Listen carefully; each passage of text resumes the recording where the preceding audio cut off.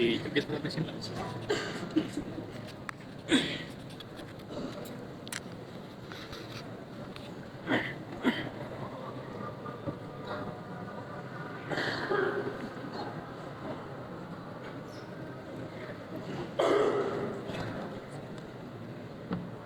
Assalamualaikum warahmatullahi wabarakatuh.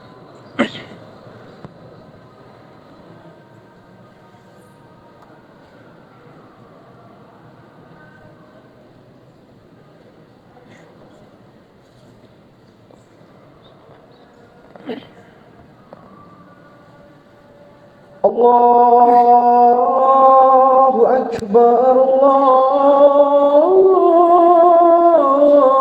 Akbar, Allahu Akbar,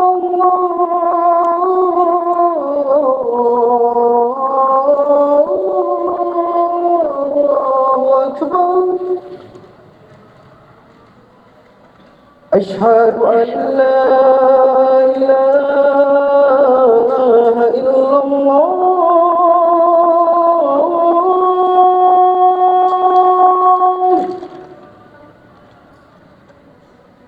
أشهد أن لا إله إلا الله.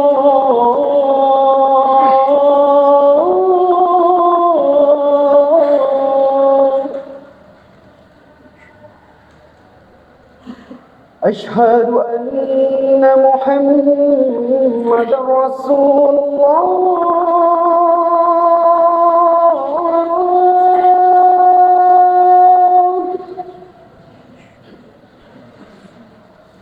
أشهد أن محمدا رسول الله.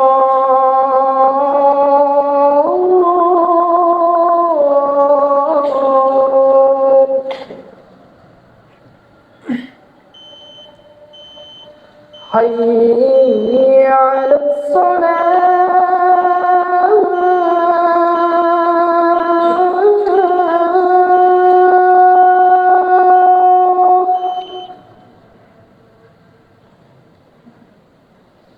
حي على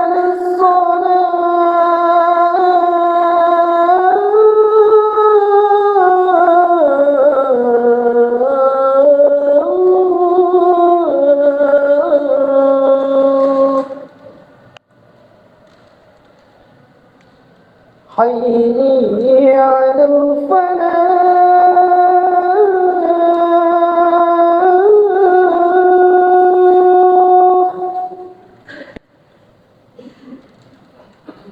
حي على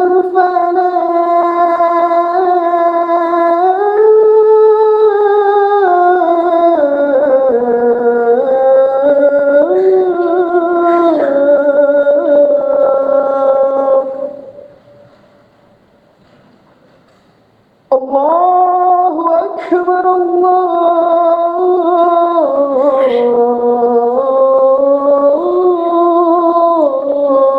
أكبر. لا إله إلا الله.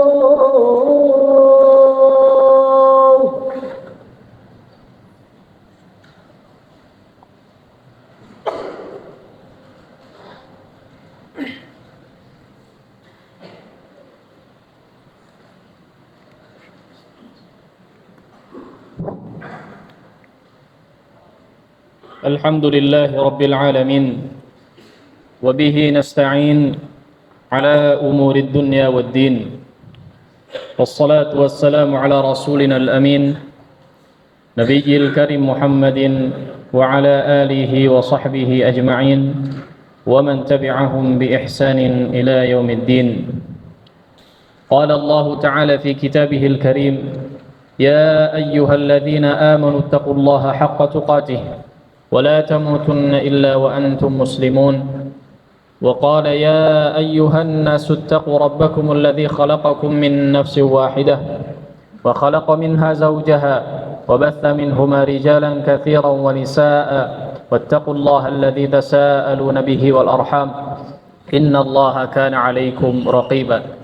وقال: يا أيها الذين آمنوا اتقوا الله وقولوا قولا سديدا يصلح لكم أعمالكم ويغفر لكم ذنوبكم ومن يطع الله ورسوله فقد فاز فوزا عظيما. اللهم صل على محمد وعلى آل محمد كما صليت على إبراهيم وعلى آل إبراهيم إنك حميد مجيد. وبارك على محمد وعلى آل محمد كما باركت على إبراهيم وعلى آل إبراهيم إنك حميد مجيد. Hadirin kaum muslimin sidang Jumat rahimani Allah wa iyyakum jami'an. Marilah kita senantiasa berusaha untuk bersyukur kepada Allah Subhanahu wa taala atas segala limpahan karunia serta nikmat yang secara terus-menerus Allah Subhanahu wa taala berikan kepada kita semua sampai dengan detik ini. Maka sudah sepatutnya bagi seorang muslim yang mengaku benar-benar beriman kepada Allah Subhanahu wa taala untuk senantiasa berusaha mensyukuri kenikmatan-kenikmatan yang banyak tersebut. Dan di antara salah satu bentuk seorang hamba mensyukuri kenikmatan yang telah Allah Subhanahu wa taala berikan kepadanya adalah hendaknya ia berusaha untuk senantiasa bertakwa kepada Allah Subhanahu wa taala. Sekuat tenaga berusaha untuk meningkatkan ketakwaannya kepada Allah Subhanahu wa taala. Inilah di antara bentuk rasa syukur seorang hamba terhadap kenikmatan yang telah diberikan kepadanya. Yang dimaksud dengan ketakwaan tentu saja adalah hendaknya seseorang berusaha untuk senantiasa melaksanakan setiap apa yang diperintahkan oleh Allah Subhanahu wa taala, sekaligus dia juga berusaha untuk meninggalkan setiap apa yang menjadi larangan di dalam syariat. Hadirin kaum muslimin sidang Jumat rahimani Allahu wa iyyakum jami'an. Beberapa waktu terakhir ini kita sudah memasuki musim penghujan. Walhamdulillah, kita bersyukur kepada Allah Subhanahu wa taala. Dan jika kita perhatikan beberapa tahun terakhir, musim hujan dan kemarau di negeri kita ini sudah tidak menentu atau sudah sangat susah untuk diprediksi kapan dia datang. Kapan waktu musim hujan tiba, kapan musim kemarau tiba dan seterusnya. Ya. Jika dahulu beberapa ahli mengatakan dia berada di bulan-bulan di akhir tahun, maka sekarang sudah tidak demikian. Yang perlu kita sadari dan kita ketahui bersama adalah ini menjadi bukti bahwa sesungguhnya hujan adalah salah satu daripada tanda kekuasaan Allah Subhanahu wa taala. Hanya Allah lah yang mengendalikan hujan. Tidak ada makhluk yang lain yang memiliki kemampuan untuk mengendalikan hujan ini. Lihatlah bagaimana Allah Subhanahu wa taala membuat hujan ini terjadi. Allah Subhanahu wa taala menyatakan dalam surat Nur ayat 43, Allah menyatakan, "Alam tara anna Allah yuzji sahaba thumma yu'allifu bainahu thumma yaj'aluhu rukama fatara al-wadqa yakhruju min khilalihi." Tidakkah engkau melihat bahwa Allah Subhanahu wa taala menjadikan awan-awan tersebut bergerak secara perlahan, lalu mengumpulkan awan-awan tersebut, kemudian Allah Subhanahu wa taala menjadikannya bertumpuk-tumpuk. Kemudian kalian melihat bahwa Allah Subhanahu wa taala mengeluarkan dari celah-celah awan tersebut air, yaitu air hujan itu sendiri. Wa taral arda hamidah, atau kemudian Allah Subhanahu wa taala melanjutkan, wa anzalna minas sama'i min jibal fiha min barad fayusibu biha man yasha wa yasrifuhu amman yasha. Kemudian Allah Subhanahu wa taala juga terkadang menurunkan butiran-butiran es yang berasal daripada awan-awan yang menyerupai gunung yang bertumpuk-tumpuk. Kemudian Allah turunkan hujan es tersebut kepada siapa saja yang dikehendaki, dan Allah hindarkan dari siapa saja yang dikehendaki. Maka Allah Subhanahu wa taala lah yang menurunkan hujan. Hanya Allah yang mengendalikan hujan. Tidak ada manusia atau makhluk apapun yang mampu untuk mengendalikan hujan. Tidak ada juga yang namanya pawang hujan. Semua itu terjadi hanya dikendalikan dan atas kehendak dari Allah Subhanahu wa taala. Hadirin kaum muslimin sidang Jumat rahimani Allah wa iyyakum jami'an. Ketahuilah bahwa sesungguhnya makhluk yang bernama hujan, makhluk Allah yang besar, yaitu hujan ini memiliki banyak sekali manfaat. Secara khusus manfaat bagi para penghuni di muka bumi ini. Di antaranya adalah Allah Subhanahu wa taala menyebutkan bahwa hujan diturunkan sebagai rizki bagi para penduduk muka bumi ini. Allah menyatakan rizqan lil ibad wa ahyayna bihi baldatan maita. Rizki bagi para hamba, yang mana Allah Subhanahu wa taala dengan hujan tersebut juga menghidupkan kembali tanah-tanah yang mati kekeringan. Kemudian Allah Subhanahu wa taala juga menyatakan bahwa huwallazi anzala minas sama' ma'an lakum minhu syarabun wa minhu syajarun fihi tusimun. Dialah Allah yang telah menurunkan air hujan dari langit sebagai minuman bagi kalian dan juga minuman bagi hewan-hewan ternak kalian, dan untuk menyuburkan pepohonan dan juga tumbuh-tumbuhan di atas muka bumi ini. Yumbitu lakum bihi zar'a waz zaituna wan nakhila wal a'naba min kulli thamarat inna fi dzalika laayatin liqaumin yatafakkarun. Kemudian Allah melanjutkan dengan air hujan tersebut juga Allah Subhanahu wa taala menumbuhkan berbagai macam tanaman dan juga pepohonan seperti zaitun, kurma, anggur atau segala macam tumbuhan dan buah-buahan. Sungguh pada yang demikian tersebut merupakan salah satu di antara tanda-tanda kekuasaan Allah dan kebesaran Allah bagi siapa saja yang berfikir. Dan ketahuilah kaum muslimin rahimani Allah wa iyyakum jami'an, bahwa di antara tujuan Allah Subhanahu wa taala menurunkan hujan ini adalah sebagai pengingat bahwa manusia akan kembali dibangkitkan setelah kematiannya, sebagaimana tanah kering yang mati kemudian diturunkan di atasnya air hujan, hiduplah kembali tanah kering yang mati tersebut. Allah Subhanahu wa taala mengisyaratkan hal tersebut dalam sebuah ayat dalam surat Al-Hajj ayat ke-17. Allah Subhanahu wa taala berfirman, "Wa taral arda hamidah fa idza anzalna 'alaiha al-ma' ihtazzat wa rabat wa anbatat min kulli zawjin bahij." Dan engkau melihat di atas muka bumi ini kekeringan, kemudian Allah Subhanahu wa taala turunkan di atasnya air hujan, hiduplah kembali bumi tersebut dan menjadi subur, kemudian menumbuhkan berbagai macam jenis tumbuhan yang sangat indah. Kemudian Allah melanjutkan, "Dzalika bi anna Allaha huwal haqq wa annahu yuhyil mauta wa annahu ala kulli syai'in qadir." Yang demikian itu karena Allah Subhanahu wa taala dialah zat yang maha berhak untuk diibadahi satu-satunya, dan dialah Allah yang menghidupkan segala yang telah mati, dan sungguh Allah maha mampu untuk segala sesuatu. Kemudian Allah melanjutkan, inilah yang menjadi wajhud dilalah yang perlu kita betul-betul perhatikan, wa anna as-sa'ata atiyatun la raiba fiha wa anna Allah yab'atsu man fil qubur. Dan dialah Allah yang maha menjadikan segala sesuatu, dan diantaranya adalah bahwa hari kiamat benar-benar akan terjadi, tidak ada keraguan padanya. Wa annallaha yab'atsu man fil qubur, dan sungguh Allah maha mampu untuk menghidupkan kembali apa saja yang telah dikuburkan di dalam tanah. Hadirin kaum muslimin rahimani Allah wa iyyakum jami'an. Pernahkah kita berfikir dan menyadari bahwa sesungguhnya Allah Subhanahu wa taala benar-benar menunjukkan tentang kekuasaannya dari hujan ini? Bisa kita rasakan ketika musim kemarau tiba, betapa sangat besarnya peranan air hujan ini dalam kehidupan penghuni muka bumi ini. Maka hujan merupakan kenikmatan yang amat sangat besar bagi kita semua, secara khusus umat manusia, secara umum siapapun makhluk yang hidup di atas muka bumi ini, yang merupakan suatu nikmat yang begitu besar yang sangat patut untuk disyukuri bagi setiap kita sebagai seorang hamba. Namun Allah Subhanahu wa taala menyatakan, wa qalilun min ibadiyasy syakur. Amat sangat sedikit sekali di antara hambaku yang pandai mensyukuri kenikmatan yang Allah Subhanahu wa taala berikan. Sangat sedikit sekali di antara kita yang mensyukuri kenikmatan yang satu ini.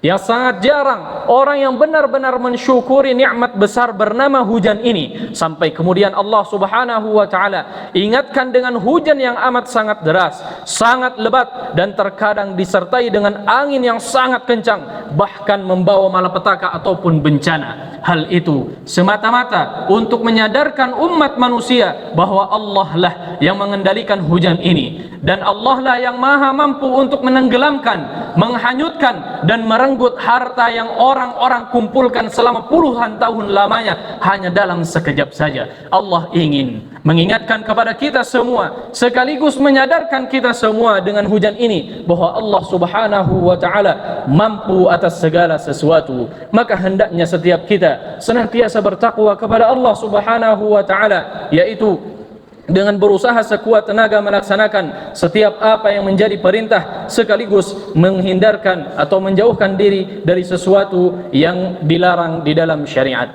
Setiap muslim hendaknya benar-benar menyadari betapa Allah Subhanahu wa taala maha kuasa atas segala sesuatu, betapa Allah Subhanahu wa taala bisa melakukan apa saja yang dikehendaki. Maka hendaknya setiap muslim benar-benar takut, benar-benar tunduk dan patuh terhadap syariat yang Allah Subhanahu wa taala tetapkan.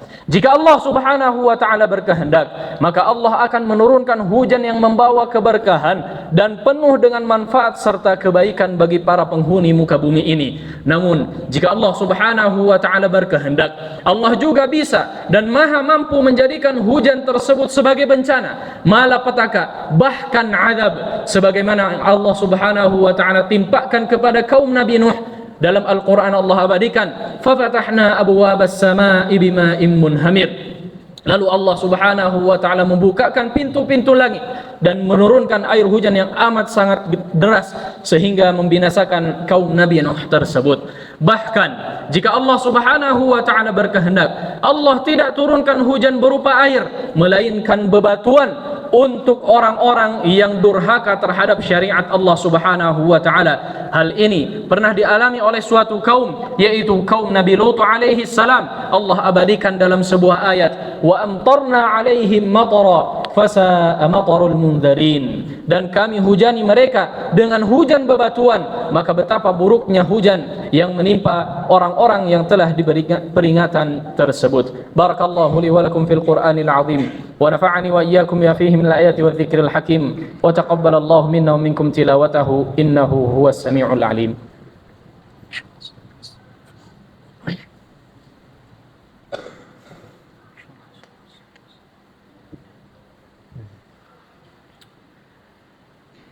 Alhamdulillah, wassalatu wassalamu ala rasulillah Muhammad ibn Abdillah wa ala alihi wa sahbihi wa mawalah.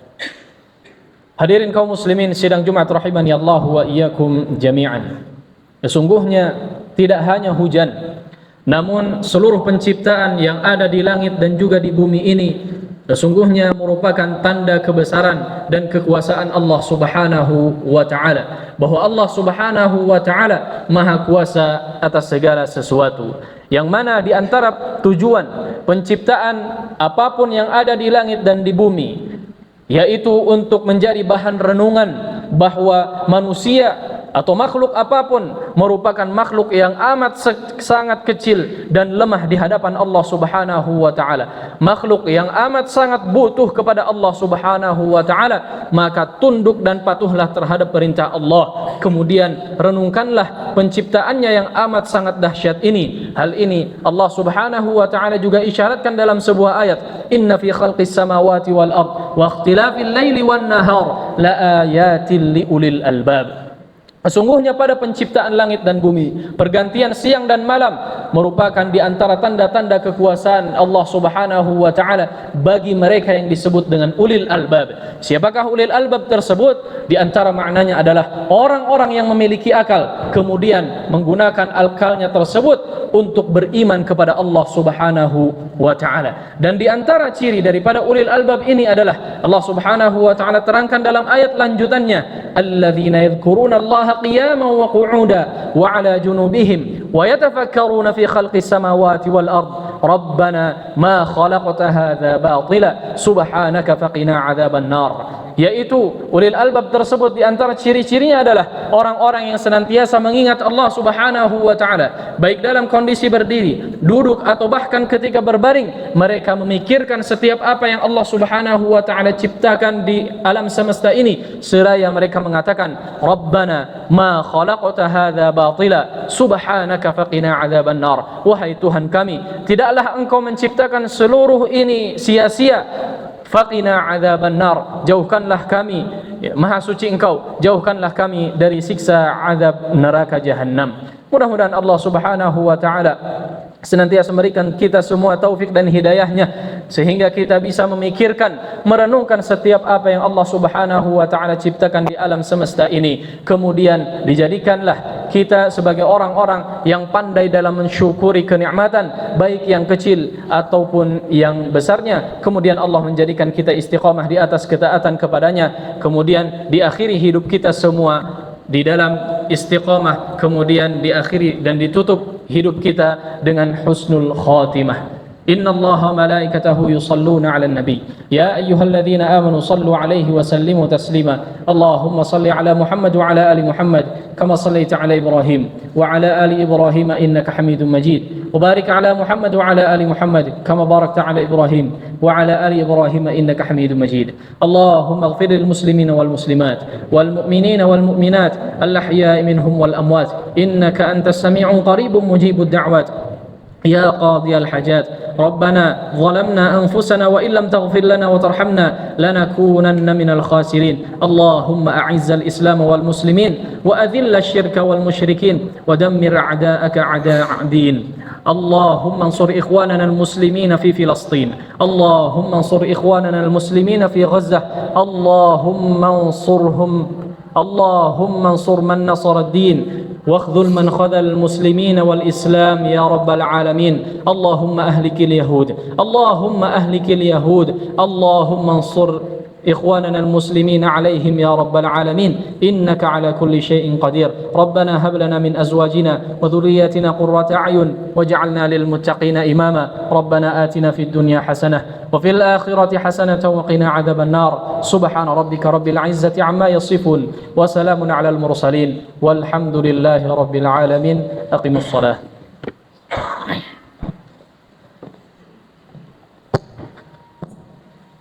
الله أكبر الله أكبر أشهد أن لا إله إلا الله أشهد أن محمدا رسول الله حي على الصلاة حي على الفلاح قد قامت الصلاة قد قامت الصلاة.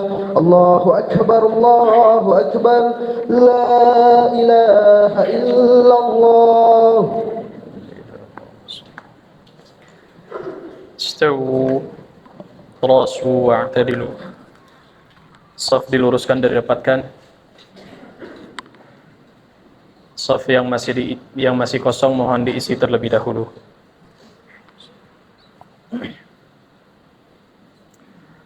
Allahu akbar. Allah.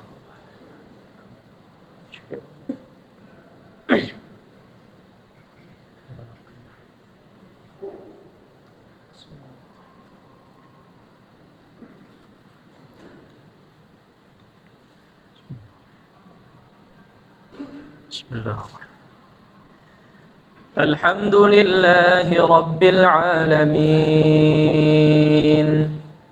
الرحمن الرحيم مالك يوم الدين إياك نعبد وإياك نستعين اهدنا الصراط المستقيم صراط الذين أنعمت عليهم غير المغضوب عليهم ولا الضالين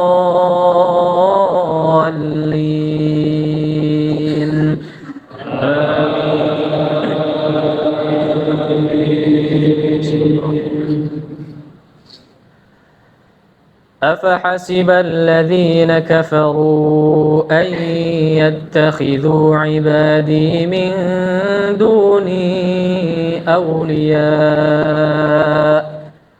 إنا أعتدنا جهنم للكافرين نزلا قل هل ننبئكم بالأخسرين أعمالا الذين ضل سعيهم في الحياة الدنيا وهم يحسبون أنهم يحسنون صنعا أولئك الذين كفروا بآيات ربهم ولقائه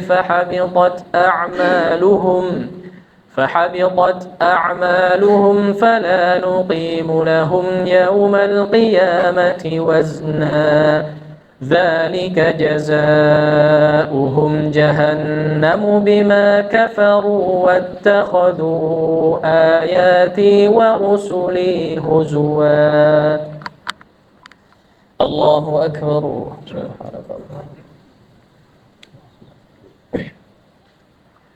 سمع الله لمن حمده الله أكبر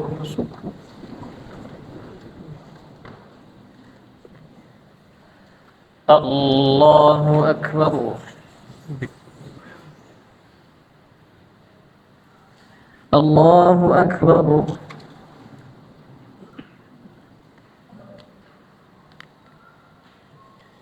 الله أكبر بسم الله الحمد لله رب العالمين الرحمن الرحيم مالك يوم الدين إياك نعبد وإياك نستعين اهدنا الصراط المستقيم صراط الذين أنعمت عليهم غير المغضوب عليهم ولا الضالين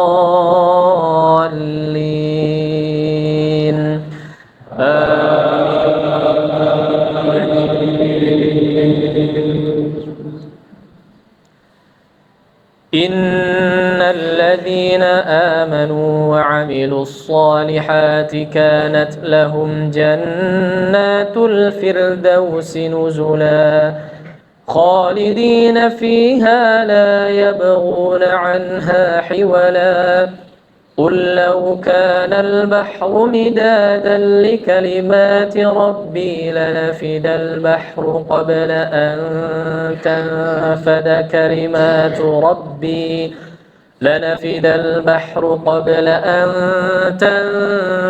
كلمات ربي ولو جئنا بمثله مددا قل إنما أنا بشر مثلكم يوحى إلي أنما إلهكم إله واحد فمن كان يرجو لقاء ربه فليعمل عملا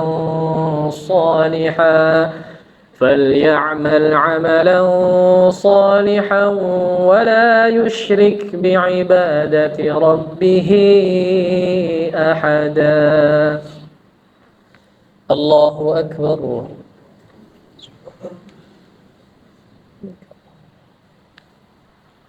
سمع الله لمن حمده الله أكبر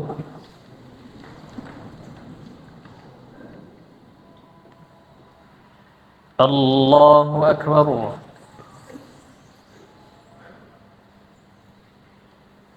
الله أكبر.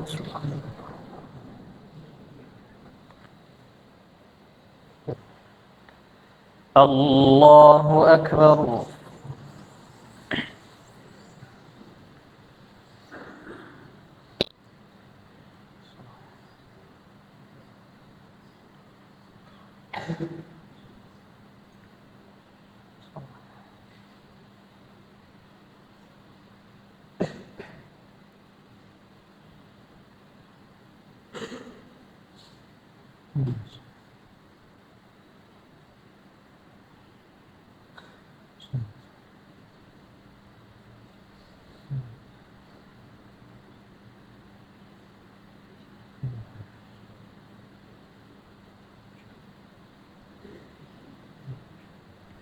السلام عليكم ورحمة الله. السلام عليكم ورحمة الله.